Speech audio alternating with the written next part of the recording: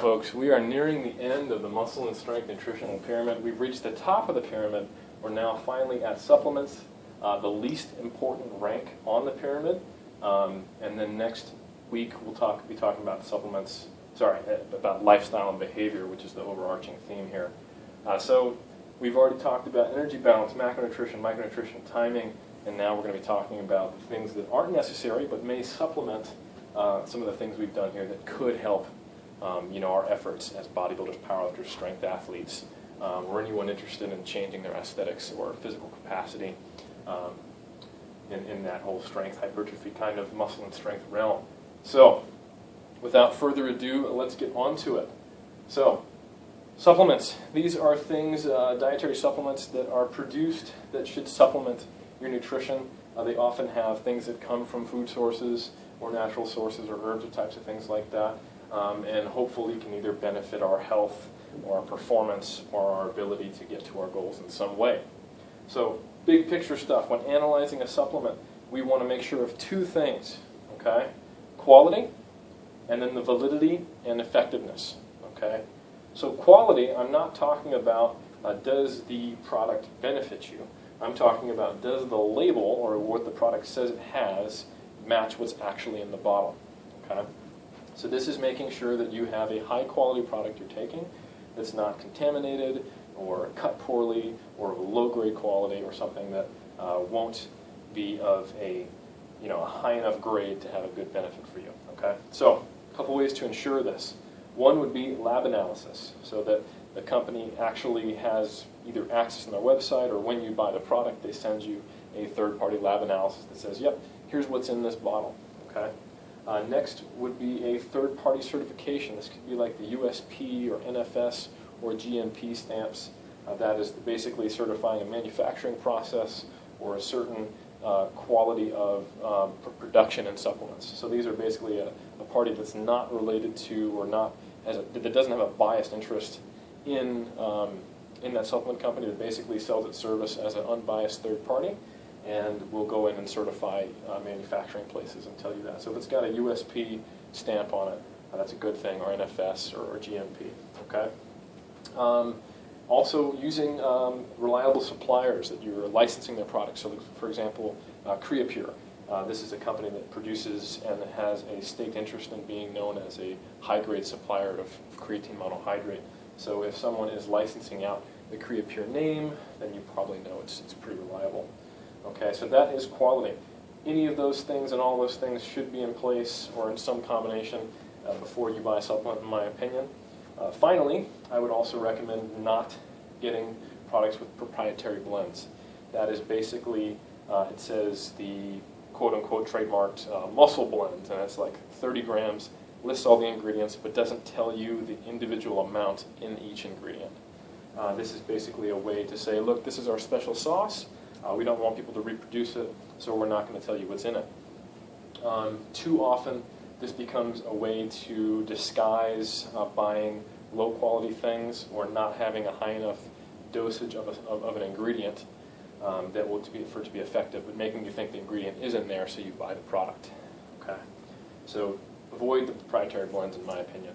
Okay, you want someone to tell you exactly how much of the ingredient that you want to buy is in their product. Okay. The next thing is validity and effectiveness. Not exactly the same thing. First, is it valid? Does it benefit you? And then, how well does it benefit you? What is the magnitude of effect? Because some supplements actually have an effect, but it's just so insignificant, it's not worthwhile buying. Okay?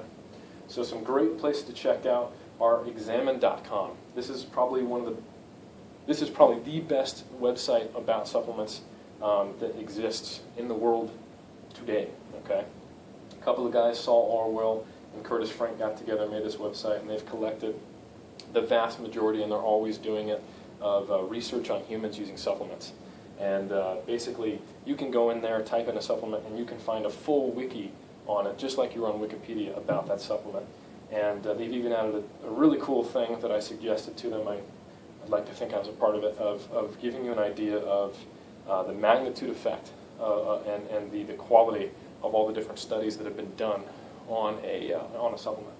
So they'll have all the studies, and they grade them. So they have the A studies, the B studies, the C studies, and the D studies. You know that A is the highest quality research, D is the lowest, and everything in between.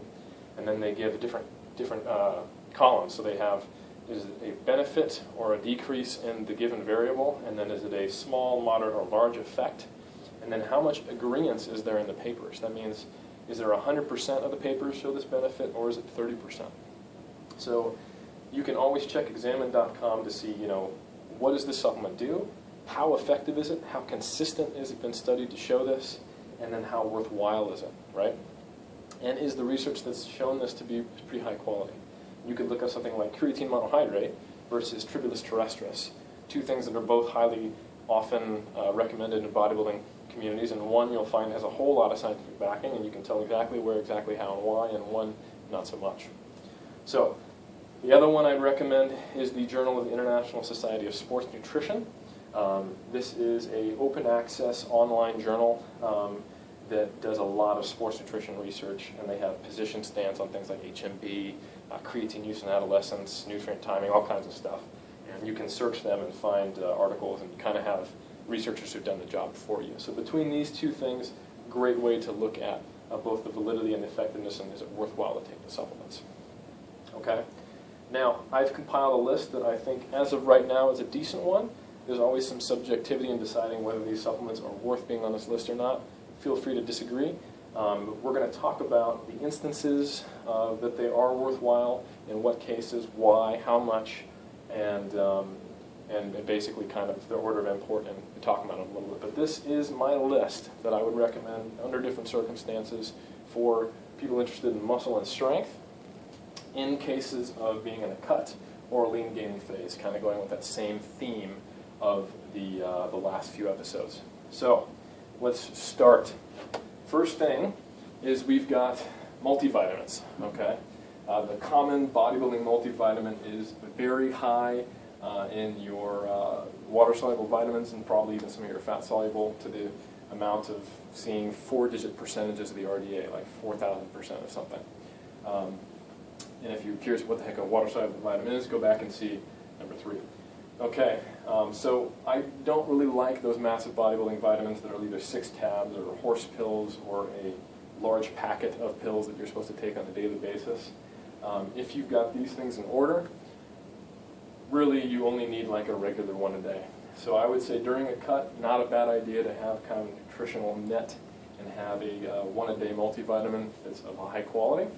And if you're in a lean gaining phase, maybe. Like if you know you don't have a whole lot of variety when you hit your macronutrition, or if you know you're not so good with the fruits and veggies and your micronutrition. So if you're lacking variety, if you're lacking your fruits and veggies, not a bad idea to get that multivitamin in, even when you're in a calorie surplus. Okay. The next, I was going to put fish oil, but I ended up putting EFAs, specifically EPA and DHA, because that's what we're trying to get out of fish oil. And you can get it from an algae supplement, so which is what the fish eat, which gives them the EPA, DHA. Okay.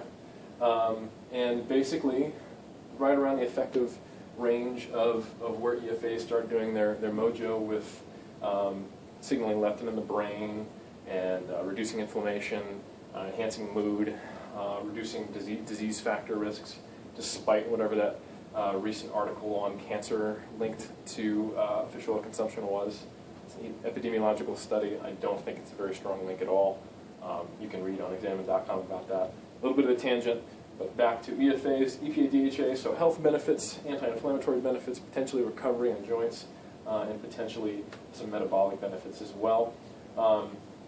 Cut or lean gain, I would recommend getting enough EPA, DHA combined to be around a 2 to 3 gram range. So you look on the back of your fish oil, you add together the DHA, EPA, let's say it's 400 milligrams per serving. That means you need 5 servings to get 2 grams because there's 1,000 milligrams per gram. Okay. Next would be vitamin D3. This is something that we get when we get sunlight contact. That's our primary mode of producing this in the body. Having deficient levels of vitamin D3 can compromise the immune system. It is a precursor to hormones. It's been linked potentially to seasonal depression and a few other things, and sometimes maybe decreased performance in athletes if there's a deficiency there. Deficiency rates are a lot higher than we once thought, so it's not a bad idea to supplement it if you don't get sunlight, or if you're dark-skinned, or a combination thereof. So what I recommend is based on sunlight exposure, anywhere from 0, that means you don't need to take it at all, to 5,000 IUs on the extreme end, like if you're like me. Like you sit in front of a computer all day, and then you go downstairs, train in an Olympic lifting gym that's covered, and then you get immediately in a car, drive home, and you sit in front of a computer. Like, no sun, okay? I do get some sun during the summer, of course, and that's when I don't take it. So modulate this to your sun exposure. Most people probably shouldn't be on the extreme ends unless they are in front of computers a lot, and hey, you guys are all watching YouTube, so you might be. So something to think about in vitamin D3 supplementation. The best route, of course, would be to get your blood work checked to see where your levels are at, to see if you're actually deficient. And yeah, okay? Now we're going to get into the performance supplements, for some of them. Creatine Monohydrate. This is by far the most tried and true, cheapest and most effective of all the creatine variants. It's the original, and all subsequent creations of creatine afterwards are either inferior, don't benefit, and cost more, or just marketing hype. Creatine is produced in your body, already is present. We get it from animal products, mostly in meat, and specifically in raw meat, because when it's cooked, it degrades the creatine content a lot. And to get to the levels where it starts to benefit strength, muscle fullness in terms of water content, and power production, and long-term then your ability to produce more muscle mass over time, you need roughly 5 grams a day. If you're a small woman, I'd say maybe 3 grams a day. If you're like a vegetarian, maybe like 7 grams a day. If you're huge, maybe 7 grams a day as well. But creatine monohydrate. Don't worry about timing. After the first couple weeks of taking 5 grams a day, you'll be saturated. It's just like filling up or topping off your gas tank. It doesn't need to be taken with carbs. It doesn't need to be loaded. It doesn't need to be taken pre-workout. It doesn't need to be taken post-workout. Just take it. Okay? Beta-Alanine, kind of like the muscle endurance version of creatine. If creatine is for power, Beta-Alanine is for longer anaerobic performances and muscle endurance. So if you're, say, a strict Olympic lifter or strict power lifter, and 5 reps you consider high reps, you probably don't need to do Beta-Alanine. But if you are a bodybuilder, or if you do a lot of supplementary accessory work for hypertrophy, or if you do anaerobic cardio, not a bad idea to get in Beta-Alanine roughly in that 3 to 4 gram per day range. So far we've had pretty much the same recommendations for these last 4, whether you're cutting or lean gaining. Okay? So Beta-Alanine, once we thought the time-divided doses were important, but now there's some studies suggesting that so long as you get it in, it'll build up and you'll have that benefit. So 3 to 4 grams a day Beta-Alanine, just make sure you get it in, you're solid. Same thing with creatine, 5 grams a day, and only take that Beta-Alanine if you're actually doing some extended sets, hypertrophy work, muscle endurance work. Okay? Now we're going to get into some of the maybes. Probably don't need it, most of the time don't need it, conditional type of things. So calcium. During a lean gaining phase, you probably aren't going to need this, especially if you have a regular amount of dairy in your diet, which is a good thing to have unless you specifically have an allergy to dairy or crazy lactose intolerance, but even then you can still eat yogurt, things that are low in lactose.